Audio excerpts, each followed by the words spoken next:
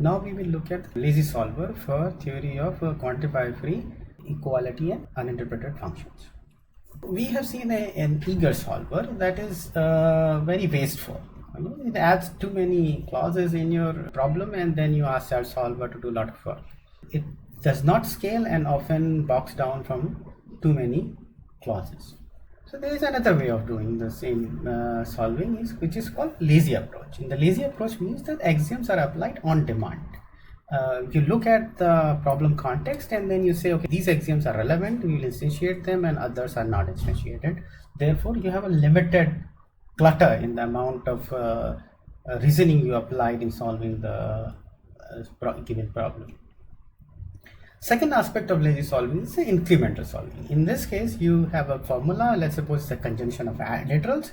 You don't treat them simultaneously. You deal one literal at a time, and at some point of time you have handled some subset of them, and then you say this subset is satisfiable or not, and then you consider the next one and the next one and the next one. So that's how you do incremental solving.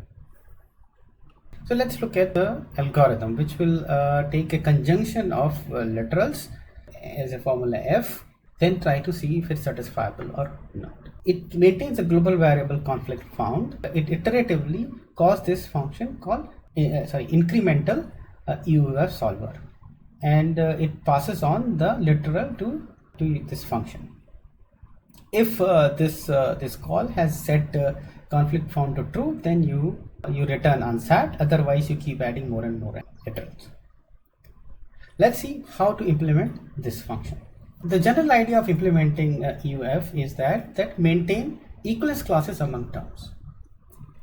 So as we add more and more equalities and disequalities, you discover that more and more these terms should have become equal, and these terms should not become equal, and then you maintain the terms which have become equal as a one big equivalence class. And that's how you try to find contradictions. When you say that somebody says that these two terms should belong to same equivalence class, and somebody else says that these two terms do not belong because of some disequality, then you say, okay, I have contradiction. So algorithm maintains three global variables. One we have seen in the previous slides, a conflict found, and the other is a set of terms. So what is a set of terms? It's the terms which you have seen so far. All the terms which you have seen so far in your solving process, you collect those terms. Then you also maintain the pairs of equivalence classes of terms in which there is some disequality somewhere which calls that these two equivalence classes should never be equal. And so this is important to remember, and later on we will find contradiction using this set of pairs. You have this set of terms ts, and then you're about to process t1 and t2, so you will collect all the subterms that occur in t1 and t2 and add them into set of terms. Now you try to get the class in which the term t1 and t2 belongs to. What may happen is that t1 and t2 are the fresh terms and they have not been seen before. So what do? You assign them a new equivalence class. As things become equal, they may join the other equivalence class. That's a later case, but initially every term has its own equivalence class. If your literal is an equality, it says that the t1 equals to t2. Then what do? You check if the equivalence classes are already same, then you say, okay, nothing to do, they're already known to be equal, so you return.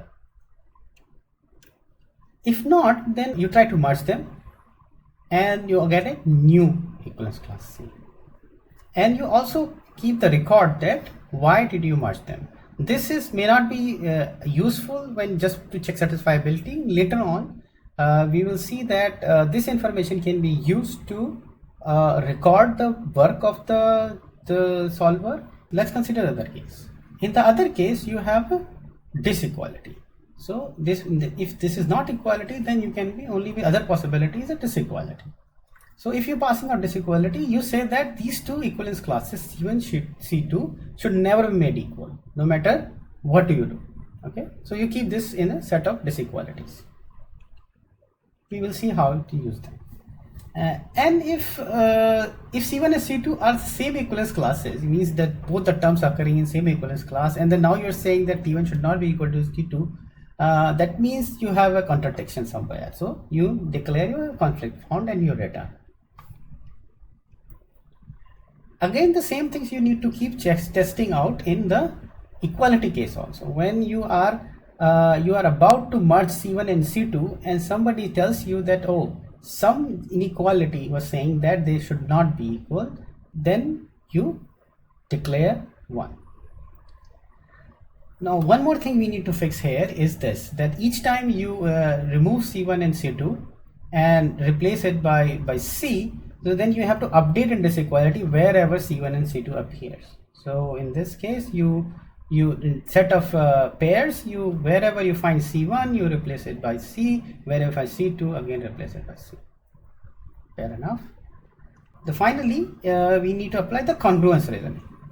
In the congruence reasoning, you see that if you find two terms which have f as a top symbol and they have parameter r1 to rn and s1 to sn, and you already know r1 and s1 belong to semi-equivalence class, similarly r2 and s2 belong to semi-equivalence class, and rn and sn belong to semi-equivalence class, which is being stated here. If that is the case, that means these two terms should belong to semi-equivalence class. Therefore, what you do, you recursively call incremental EUF and push this equality. So now we'll look at an example which will make us clear that how this algorithm proceeds. This is the same example we saw in eager case, so it will make few things clearer. So first, let's consider this equality. So look at this inequality. It has three terms. This is one term, this is second term, and this is the third term. So we will add them as a set of terms. Okay, so you say, okay, our input problem has three terms.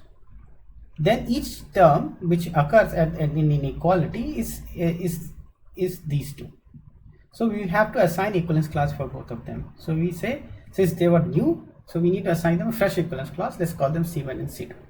We need to declare that C1 and C2 should never be made equal because we have a disequality here. So we add in the disequality pairs that C1 and C2 should never be made equal. Very well and good. Now we done with this disequality handling. Now we come to equality handling. So you get fx equals to x. So when you get fx equals to x, then you say, okay, so now have this has to be assigned equivalence class because this guy was not seen before. So so we assign equivalence class to fx also, which is called C3. Now we need to merge these two, C2 and C3. Nobody is stopping us. In a disequality set, nobody said the C2 and C3 cannot be merged, so we merge them. And we obtain a, let's say, new equivalence class C4, and we say that C1 has one term, f of x, and C4 has two terms, f of x and x. And we need to update wherever C2 and C3 occurred in our disequality set. So here we updated, and then we get C1 and C4. Move on. What happens now? We need to apply congruence. See, you have situation like that f of x and f of x.